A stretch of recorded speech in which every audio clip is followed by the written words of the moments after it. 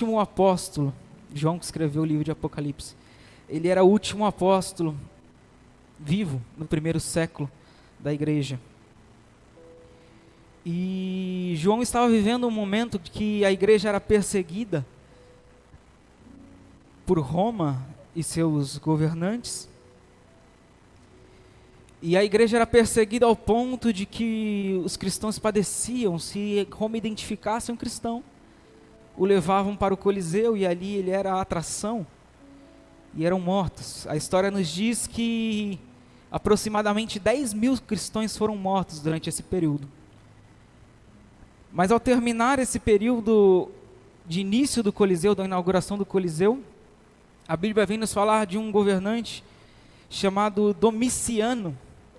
E esse governante, ele identifica que João estava vivo e pega João e lança na ilha de Patmos. E é na ilha de Patmos que Deus tem um particular com João, ele abre o céu, e tais revelações a ele, e hoje nós temos por base o livro de Apocalipse. E ali na ilha de Patmos Deus revela, e Deus tem a intenção de tratar primeiramente as 7 igrejas. A carta que nós lemos foi a primeira carta destinada à igreja de Éfeso.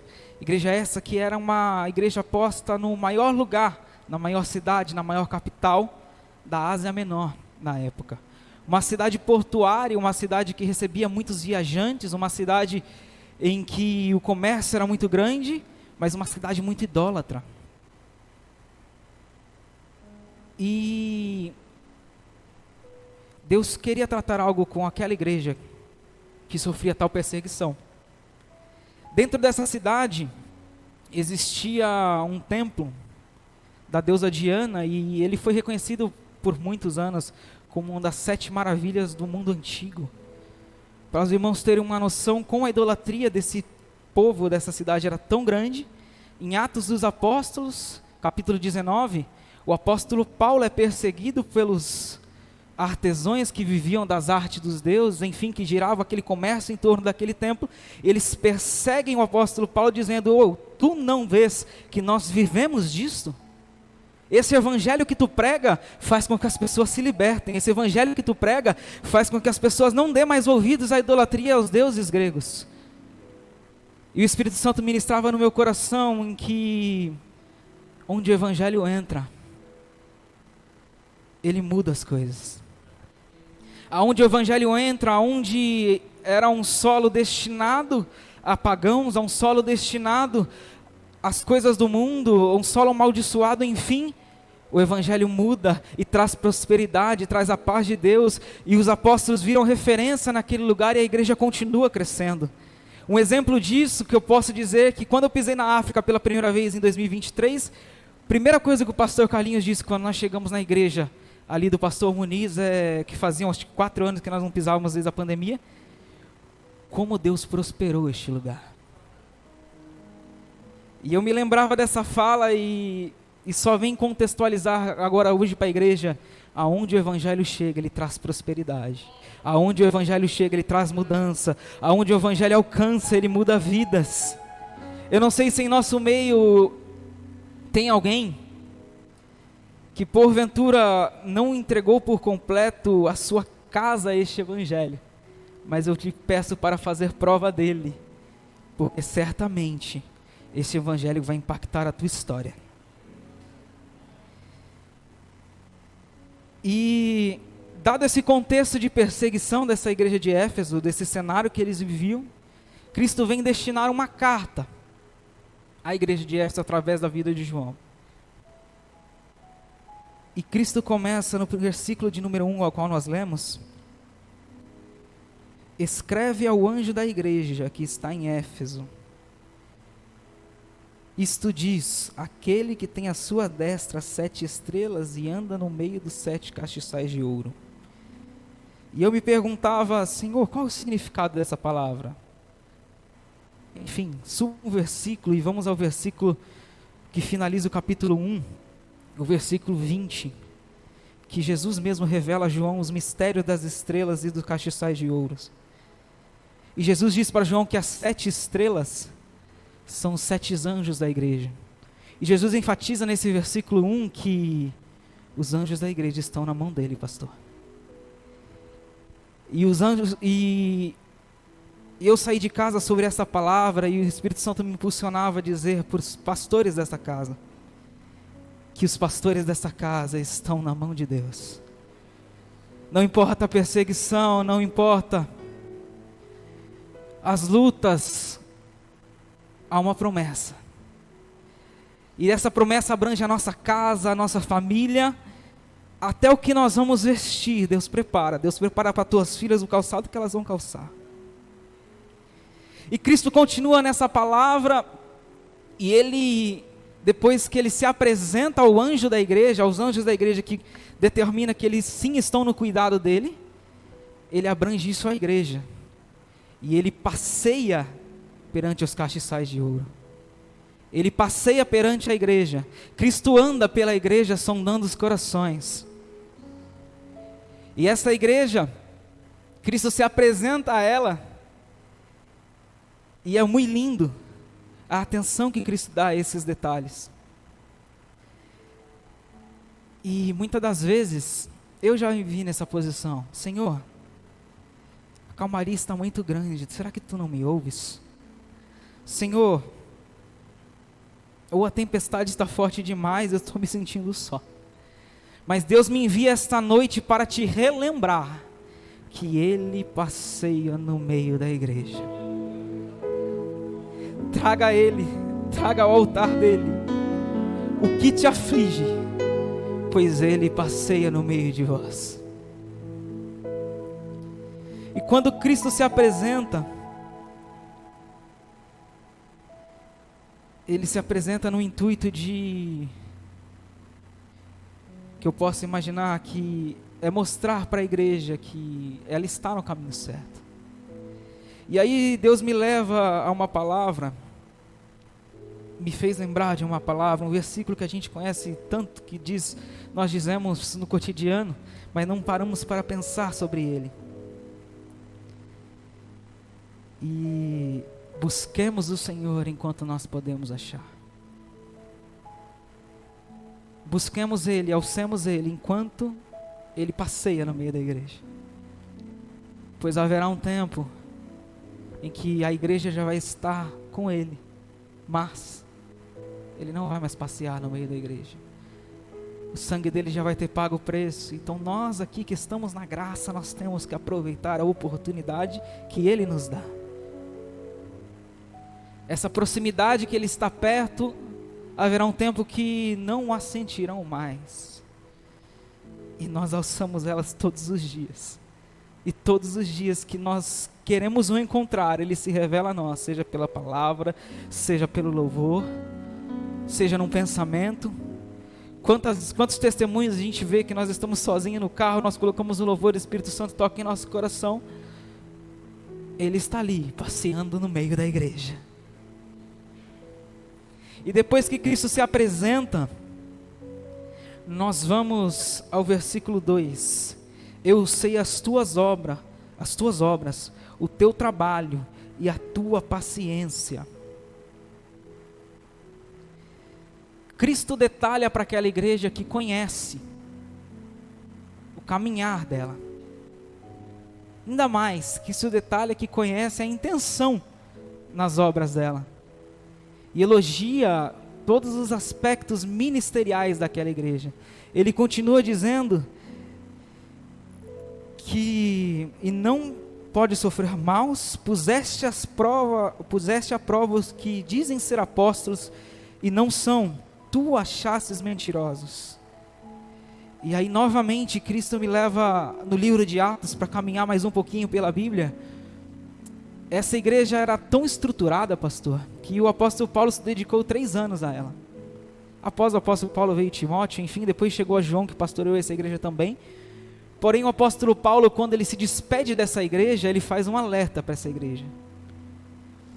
Atos 20, versículo 28 a seguir, logo até o finalzinho do capítulo, ele fala: cuidado com os lobos que vão rodear esta igreja. Ele não falou isso em vão. Eu leio essa carta e eu consigo imaginar ela nos dias de hoje. E eu digo isso, jovens, todas as vezes que eu tenho a oportunidade de dizer a eles, de levar uma palavra para eles, eu falo: cuidado com quem você deixa alimentar o teu coração. Eu disse isso na pregação da Rede Jovem, se eu não me engano, que hoje os lobos cercam e a estratégia do inimigo continua sendo a mesma. Ele lança os lobos incendeiam o coração e ele destrói a igreja. A estratégia é a mesma, mas nós temos a receita. O próprio apóstolo Paulo doutrinou essa igreja, e a gente está tratando isso na EBD dos jovens também, que a doutrina, a perseverança na palavra, nos permite identificar e limpar essas coisas das nossas frentes. Nós temos que tomar cuidado onde é a raiz da pessoa que nos exorta. Aqui eu vejo, nós temos um pastor na casa, muitas vezes na internet não, são palavras bonitas que não tem alicerce, não tem fundamento, e aquilo desce ao nosso coração e nos inflama. E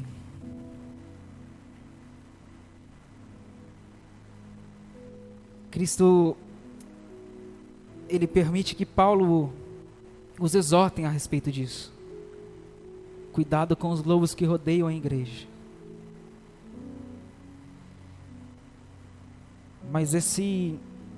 E eu me perguntava para o Espírito Santo: Senhor, eu não quero pular etapa no texto, mas Senhor, como que uma igreja que era árdua no trabalho compreendia e entendia que a obra era importante, ela não se cansava, era insaciável. Eles eram tão instruídos, Márcio, presbítero Márcio, que eles identificavam os falsos profetas, mas eles não souberam identificar dentro deles mesmos que o foco deles tinha mudado. E Cristo continua no versículo de número 3.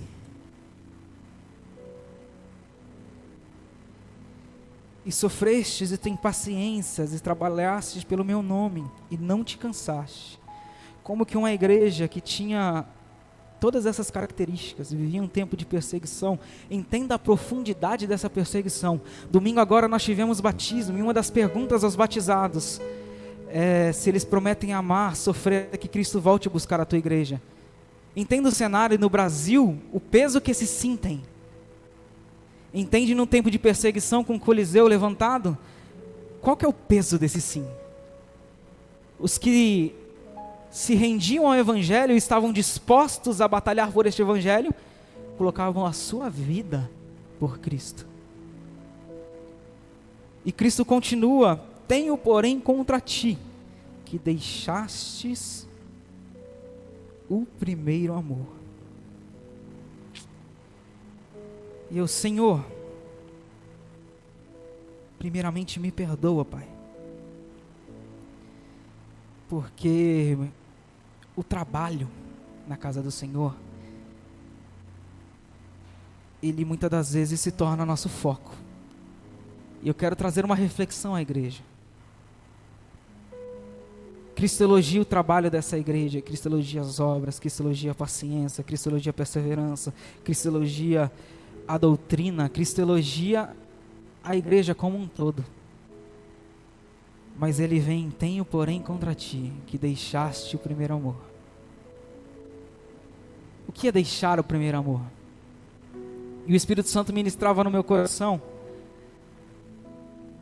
e eu já vivi isso, de estar tão envolto na obra do Senhor com afazeres, de estar tão disposto, era o primeiro a sair, o último a chegar, que meu coração se inflamou. E essa é uma estratégia de Satanás para com a igreja de Cristo. Nós temos que entender que primeiro Cristo nos quer. Cristo quer o Mateus primeiro, para depois me enviar.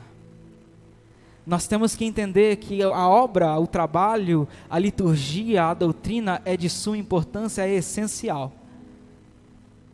Mas primeiro Ele quer o nosso coração. E aqui o Espírito Santo ministrava no meu coração e me deu exemplos na minha própria vida. Eu posso pisar na África, eu posso ir ao sertão do Nordeste, levar o Evangelho, mas eu posso ir fazer todas essas coisas, porventura eu posso fazer todas essas coisas só com o peso da obra. Se eu não for até a África com o meu coração disposto a queimar por Ele, eu perco a mim mesmo. Em Marcos 8,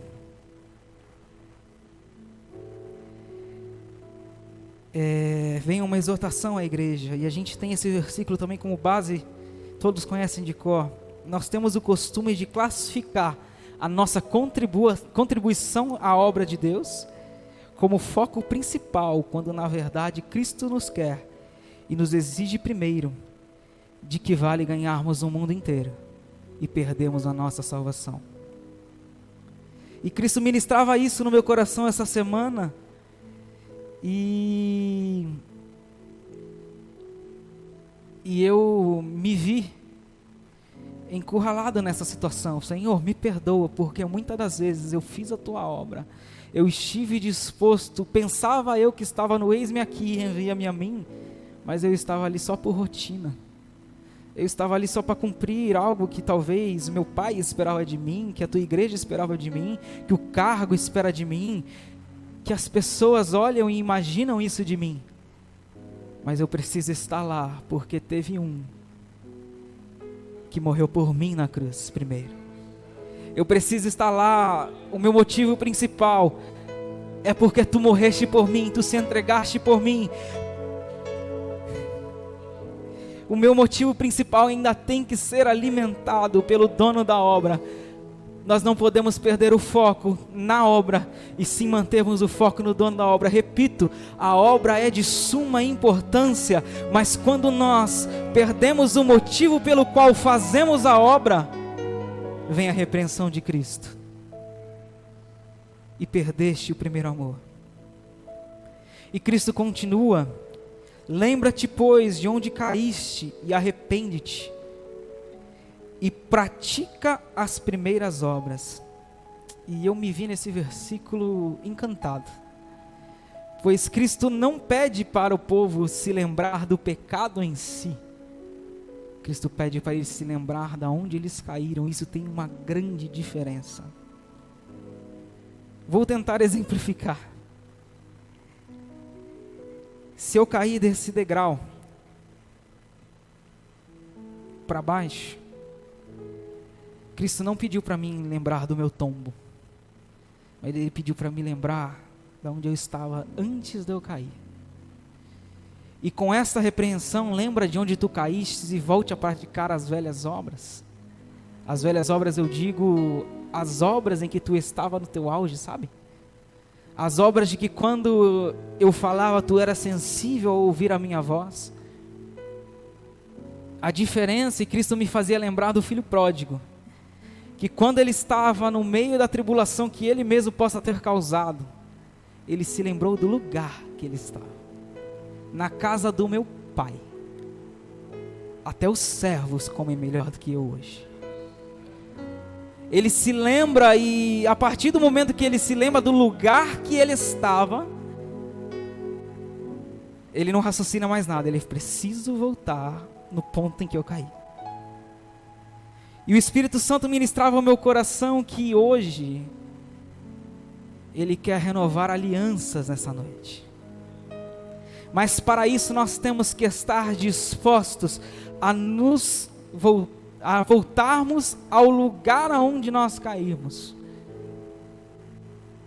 e começar a fazer diferente para com Ele.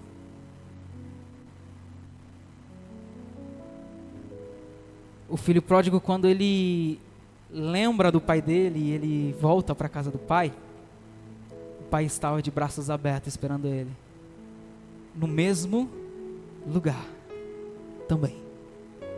E esse é o convite que o Espírito Santo faz para mim e para ti essa noite. Ele quer renovar a aliança no meio de nós. Ele anda no meio de nós, sondando os nossos corações, mas a iniciativa tem que ser nossa de estarmos dispostos a voltar ao primeiro amor, a voltar ao lugar em que Ele tinha nos colocado. E o inimigo, ele é astuto nesse aspecto, porque quando nós caímos, a primeira coisa que ele nos faz lembrar é da acusação do pecado. E Cristo aqui, ele nos dá um parâmetro diferente. Ei, para a reconstrução do pecado tem um verdadeiro arrependimento. E o verdadeiro arrependimento, tu recai em graça, que é um favor que tu não merece, mas eu te dou. Mas isto, com arrependimento, já acontece automaticamente. Mas a posição de voltar aonde caiu, somos eu e você que temos que tomar. A posição de nos posicionarmos perante o mundo espiritual e nos colocarmos como os sacerdotes que Ele espera que nós sejamos, sou eu e você que tem que tomar.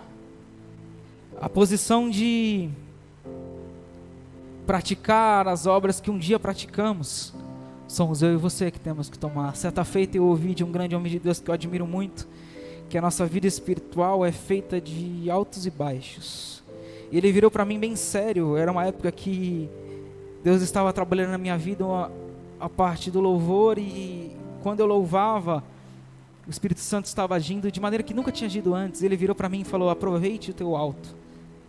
E eu não tinha maturidade para entender aquilo naquela época, mas hoje eu olho e eu discordo um pouquinho das palavras que ele me trouxe. Nós não necessariamente precisamos viver em altos e baixos. Nós precisamos sim viver debaixo da graça dele e na posição que ele nos conserva, conservando a aliança que ele tem conosco e perseverando neste caminho e perseverando nesta posição, porque aí sim o inferno tremerá.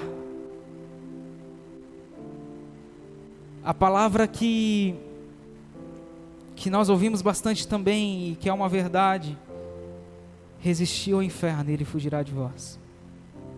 O resistir ao inferno é perseverar na posição, mas se cairmos, temos a humildade suficiente para voltarmos nela e nos retratarmos com ele primeiro. Essa é a palavra que o Senhor colocaste no meu coração. Prometi que não ia me exceder muito, mas eu quero orar por ti. Amém? Se coloque de pé, vamos fazer uma oração.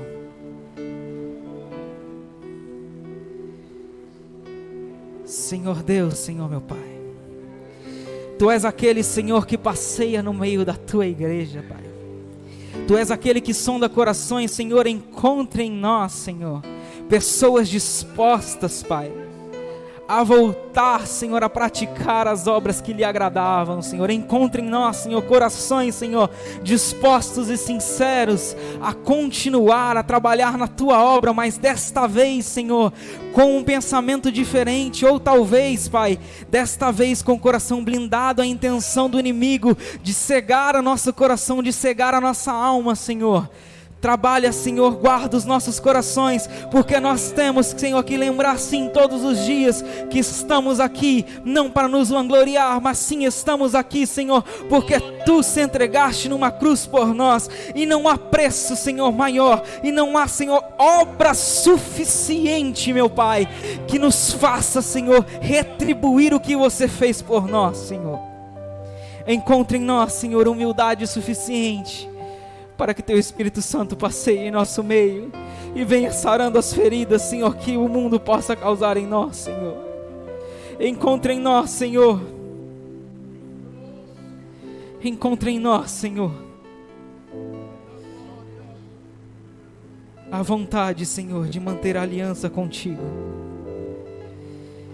E nos mantenha essa chama acesa, Senhor, até Tu buscar a Tua igreja. É o que eu te peço, Senhor, e eu agradeço, em nome de Jesus, meu Pai. Amém.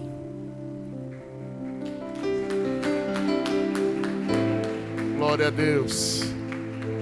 Meus irmãos, quem tem ouvido, ouça o que o Espírito diz à igreja. Deus está preparando um tempo de restauração para vidas nesta casa, porque Ele vem falando isso, irmãos. Quem está ligado está ouvindo Deus falar. Não interessa onde caiu, não interessa o que aconteceu, Deus tem um tempo de restauração. E eu creio nessa palavra em nome de Jesus. Nós vamos orar pela vida dos irmãos obreiros. Desçam comigo. E eu creio, irmãos, que Deus vai mudar vidas nesse lugar. Glória a Deus. Glória a Deus.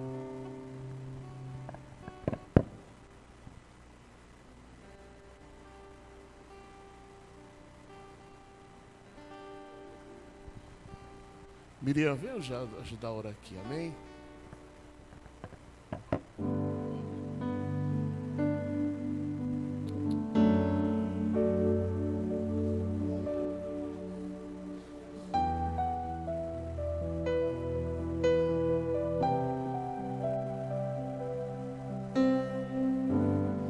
Amigos se esqueceram de mim, chorei, mas percebi. Dá pra viver. Já vi o alimento faltar, mas posso afirmar